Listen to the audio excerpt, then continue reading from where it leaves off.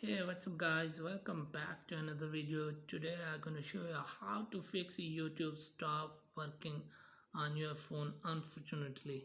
So let's get started without wasting any time. First of all, open settings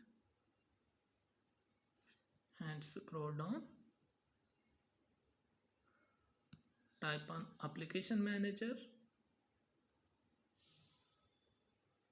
Again scroll down. So type on YouTube app. So as you can see, here is the clear data. So you have to type it, and first of all read the instructions. All of these application data will be deleted permanently. This include file setting and account database etc. So you have to clear it.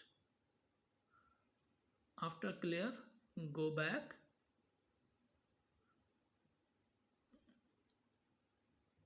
and type on storage. So here is the caches data. Type it and clear it. Now your YouTube will work properly. Thanks for watching.